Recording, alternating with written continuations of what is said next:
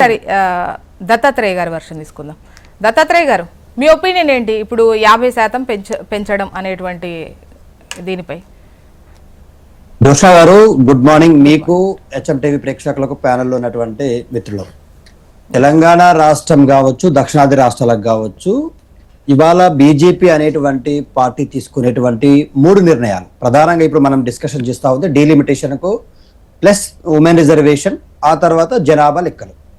2011 జనాభా లెక్కలు తీసుకోవడం అనేటువంటిది అత్యంత పెద్ద సామాజిక వర్గాలు అయినటువంటి బీసీల రాజకీయ ప్రాతినిధ్యం లేకుండా జరుగుతున్నటువంటి డీలిమిటేషన్ నంబర్ 1. నంబర్ 2, మహిళా ప్రాతినిధ్యం 100% రావాల్సింది, దాన్ని ఎట్టి పరిస్థితుల్లో ఏ పార్టీ అయినా స్వాగతించాల్సిందే. నంబర్ 2 మేము స్వాగతిస్తా ఉన్నాం. బట్ ఇక్కడ బీజేపీ ఈ డీలిమిటేషన్ ని కూడా తన రాజకీయ ఎత్తుగడలో భాగంగా 4వ సారి కేంద్రంలో అధికారంలోకి రావడం కోసం 2011 జనాభా లెక్కలు తీసుకోవడం ఏందండి? నాకు అర్థం కాదు. తినబోయే ముందు రుచి లేదు. ఇప్పుడు జరగబోతున్నాయి జనాభా లెక్కలు. ఆల్రెడీ ఈ మేలో జనాభా లెక్కలు ప్రారంభమైతా ఉన్నాయి. ఈ జనాభా లెక్కలను కన్సిడర్ చేసిన తర్వాత బీసీలకు కూడా రాజకీయ ప్రాతినిధ్యం రావాల్సినటువంటి డిమాండ్ వినిపిస్తా ఉంది కదా. మహిళా రిజర్వేషన్ల కోసం దశాబ్దాలుగా కొట్లాడితే అది వల్ల సహకారం కాబోతా ఉంది, స్వాగతిస్తున్నాం. అట్లాగే బీసీల యొక్క ప్రాతినిధ్యం కూడా ఇవాళ పెరగాల కదా పార్లమెంట్ లో. బీసీలకు కూడా రాజకీయంగా రావాల్సినటువంటి హక్కు కదా అది. ఆ అంశాన్ని పక్కన పెట్టడం కోసం ఇవాళ 2011 జనాభా లెక్కలు తీసుకుంటా ఉంది అనేటువంటిది మా ప్రధానమైనటువంటి ఆరోపణ, డిమాండ్ ఒకటి. అయితే దక్షిణాది రాష్ట్రాల పైన ఎప్పుడు కూడా బీజేపీ అనేటువంటి పార్టీ తీసుకునే నిర్ణయం వల్ల భవిష్యత్తు రాజకీయాలలో దక్షిణాది రాష్ట్రాల రాజకీయ హక్కు, రాజకీయంగా ప్రాతినిధ్యం, రాజకీయంగా మన భావ స్వేచ్ఛకు ఖచ్చితంగా సగానికి సగం పడిపోతా ఉంది. ఇక మీకు చాలా స్పష్టంగా చెప్తా ఉన్నా, జనాభా లెక్కల ప్రకారమే తీసుకుంటామంటా ఉన్నారు కదా.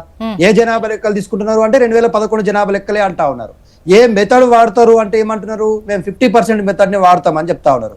50% మెథడ్ వాడినా కూడా ఉత్తర భారతదేశానికి చెందినటువంటి రాష్ట్రాలైనటువంటి ఇక్కడ జనాభా లెక్క అని అంటామా దత్తాత్రేయ గారు? 50% అంటే ఉన్న సీట్లకు 50%. మేడం ఇప్పుడు జనాభా లెక్కే రాదేమో. వినండి మీకు తెలవాల్సింది అదే. ఇందులో హిడెన్ గా దాగి ఉంది. జనాభా కాకపోతే ఇంకేంది మేడం? ఇవాళ పార్లమెంటరీ సీట్లైనా, ఎమ్మెల్యే సీట్లైనా, అసెంబ్లీ సీట్లైనా దేని ప్రకారం పెంచుతూ వచ్చింది ఇప్పటి వరకు? జనాభా దామాష ప్రకారమే. గతంలో అయినా ఆ రాష్ట్రాల్లో జనాభా ఎక్కువే ఉంది. ఇప్పుడైనా ఆ రాష్ట్రాల్లో జనాభా నియంత్రణలో ఆ రాష్ట్రాలు విఫలమైనాయి కదా. విఫల రాష్ట్రాల్లో జనాభా ఎక్కువ ఉన్నప్పుడు ఆ రాష్ట్రాలకు జనాభా దామాష ప్రకారం ఆల్రెడీ ఇప్పుడున్న ఎగ్జిస్టింగ్ సీట్లే చాలా ఎక్కువ. ఆ ఎగ్జిస్టింగ్ సీట్లకు 50% అంటే ఇవాళ 80 స్థానాలు ఉన్నటువంటి ఉత్తరప్రదేశ్ కు 50% పెంచితే 120 ఏమో అవుతుంది. మరి వాళ్ళ సామర్థ్యము ఒక బీహార్, ఒక ఉత్తరప్రదేశ్, ఒక మహారాష్ట్ర, ఒక మధ్యప్రదేశ్ కలిస్తే కేంద్రంలో వాళ్ళు ఏ పార్టీ అధికారంలోకి రావాలని డిసైడ్ చేసుకుంటే ఆ పార్టీ అధికారంలోకి వచ్చేస్తుంది. వాట్ అబౌట్ సదరన్ స్టేట్స్ అండి? ఇవాళ జనాభా నియంత్రణలో కట్టుదిట్టంగా ఉన్న రాష్ట్రాలు, ఆర్థిక క్రమశిక్షణతో ఉన్నటువంటి రాష్ట్రాలు, దేశానికి అత్యధికంగా ట్యాక్సులు కడుతున్నటువంటి రాష్ట్రాలు కదా ఇవి. మరి ఈ రాష్ట్రాల ప్రాతినిధ్యం అక్కడ ఉండాలి కదా. ఈ రాష్ట్రాల ప్రాతినిధ్యంతో ప్రభుత్వాలు ఏర్పాటు కావాలి కదా. అలాంటి అవకాశం లేకుండా సీట్ల అడ్జస్ట్మెంట్ చేస్తామని అంటే ఎట్లా కుదురుతుంది జ్యోత్స్న గారు? తమిళనాడు రాష్ట్రంలో 39 ఉంటే కేవలం 49 మాత్రమే పెరుగుతున్నాయి. మరి ఎవరికి కన్ఫర్మ్. కేరళ రాష్ట్రానికి అయితే అలా వినండి, కేరళ రాష్ట్రానికి అయితే అత్యంత దారుణం. నేను ఇప్పుడు 50% అనేటువంటిది ఇంకా ఇట్ ఈస్ నాట్ యాక్సెప్టెడ్. ఇది డిస్కషన్ లో పెడతా ఉన్నారు. What they are going to do అనేటువంటిది 16, 17, 18, 19 ఈ 3 రోజులు జరిగబోయేటువంటి పార్లమెంట్ సమావేశాల్లో ఒక కన్క్లూజన్ కి వస్తారంట.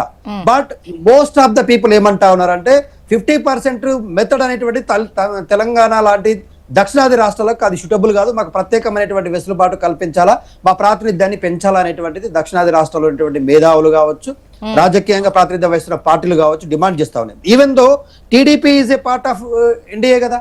టీడీపీకి సంబంధించినటువంటి లావు శ్రీకృష్ణ దేవరాయలు మొన్న ఏమన్నాడు మీటింగ్ లో, కేబినెట్ ఫ్రీ రిలీజ్ మీటింగ్ ఒక జరిగింది. జనరల్ గా అభిప్రాయ సేకరణకు సంబంధించిన మీటింగ్ జరిగితే దాంట్లో చాలా స్పష్టంగా తమిళనాడు నుంచి తిరుచి డిఎంకే ప్రతినిధి, అట్లాగే టీడీపీ నుంచి లావు శ్రీకృష్ణ దేవరాయలు, వీళ్ళిద్దరు వైసీపీ నుంచి మిథున్ రెడ్డి, వాళ్ళు ముగ్గురు చాలా స్పష్టంగా ఏమన్నారంటే మాకు మీరు 50% మెథడ్ అనేటువంటిది we're not at all accepting. దాని వల్ల కూడా మాకు నష్టం జరుగుతుంది. మీరు ఓన్లీ పార్లమెంట్ స్థానాల సంఖ్య విషయంలో ఆలోచిస్తే మేము అసెంబ్లీ స్థానాల సంఖ్య గురించి ఆలోచిస్తా ఉన్నాం. దానివల్ల రాజ్యసభ సీట్ల పైన ప్రభావం పడుతుంది, రాజ్యసభ సీట్లలో కూడా మా ప్రాతినిధ్యం తగ్గుతుంది. కాబట్టి మీరు డిఫరెంట్ మెథడ్ కు వెళ్లాల్సిన అవసరం ఉంది. Take the majority peoples opinion తీసుకోండి. Especially you should give the highest priority to the southern state, especially Kerala.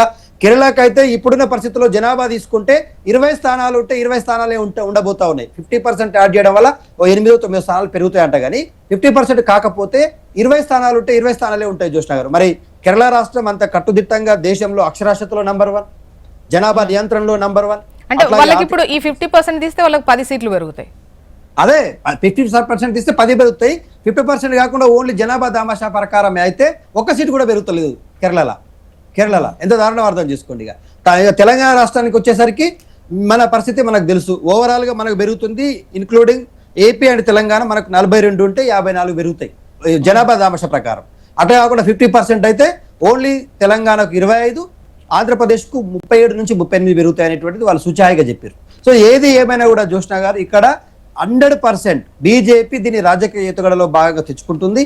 భవిష్యత్తులో ఇంకా దక్షిణాది రాష్ట్రాలు సమాధానం తీసుకుందాం, ప్రాతినిధ్యం ఉండకుండా చేయాలని చూస్తుంది.